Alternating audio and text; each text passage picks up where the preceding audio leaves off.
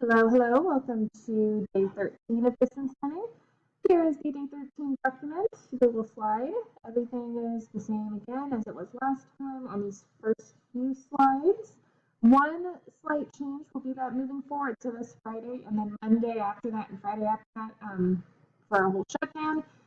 We've switched the link for Zoom. The reason is that Park Hill created their own kind of account through Zoom that all teachers are operating through from now on instead of our own educator accounts.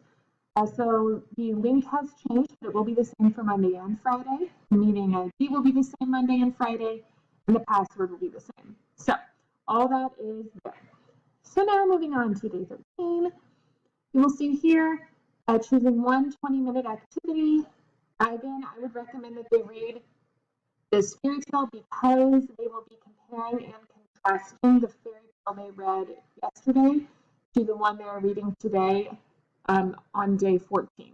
So if they read the fairy tale Goldilocks and the Three Bears yesterday, and then they read Goldilocks and the other Three Bears for today's work, then they will be really prepared for day 14's compare and contrast Venn diagram.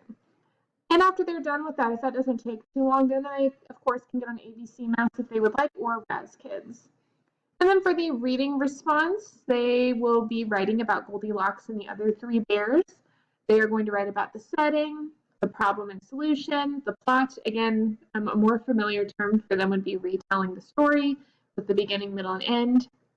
And then what did the main character learn?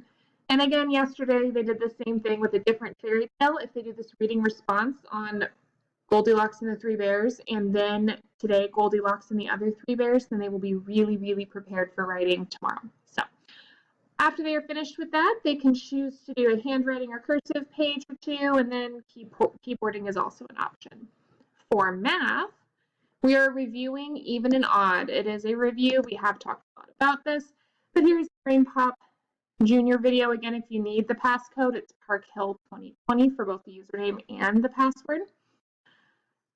And then when you are done, you are going to search home to find objects to count. Create 3 columns on a piece of paper. In the first column, write the object name. In the second column, write how many objects there are. And in the third column, write whether that number is even or odd. We talked a lot about how even and odd numbers, you can decide if they're even or odd based on how they pair. So all even numbers will have equal pairs. There will not be one on its own. If you have an object that's left on its own after you create the pairs, then it's an odd number. That was reviewed in this video quite in depth, so definitely have them watch that as a review. Do this for 5 groups of objects. I would recommend if you have any bins around your house, maybe with blocks or toys, that would be a good place to look. When they're finished with that, they can play the odd or even game with someone. It is a deck of cards. They can play it with themselves also. But basically, they're working against the deck. They'll shuffle the cards, take off 2, and they're wanting the numbers to be even because then they can remove them from the deck. If the number is odd, then they will put 1 more number on top and try to get these top 2 numbers to be even. If they're still not even, they add another card, and then when it is eventually even, so here's 7 plus 3, they get to remove it, and then they can add the next card, and hopefully 8 plus whatever the next card is will be even. Their goal is to try to have no cards left here by the time that they are done. They could play it against someone or by themselves. But if you do not have a deck of cards, they could get on Fact Monster. It's flashcards online.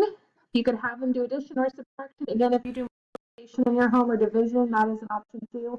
And then add and subtract combined. No matter what, I would start on level 1 of wherever you are. It's good review, whether it's addition, subtraction, multiplication, division, or add and subtract level 1 and have them move up. Yes, they might know level 1 really well, numbers 0 to 9, but still great review.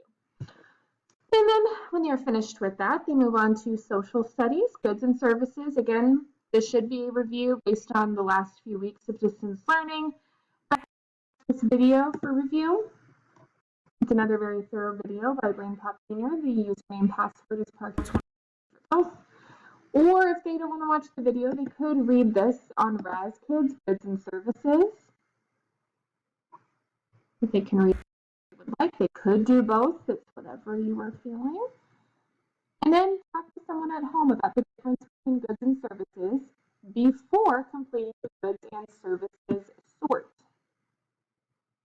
So for the sort, again, if you can print this off or you have a resource packet, that is great. Again, opening with Google Docs can get kind of funny. I would recommend, if you don't have a printer or if you don't have this page, you can show this to them on the computer or iPad, and they can write out the goods and services T-chart in a notebook, and they can write down the pieces in their notebook where they think that they go. So again, there's lots of ways to do this if you can't print it, and then you are done. And that is it for day 13. Again, I made note of the major change with our Zoom meeting. And I believe that is all. I hope you have a wonderful day, and I will talk to you again later. Bye-bye.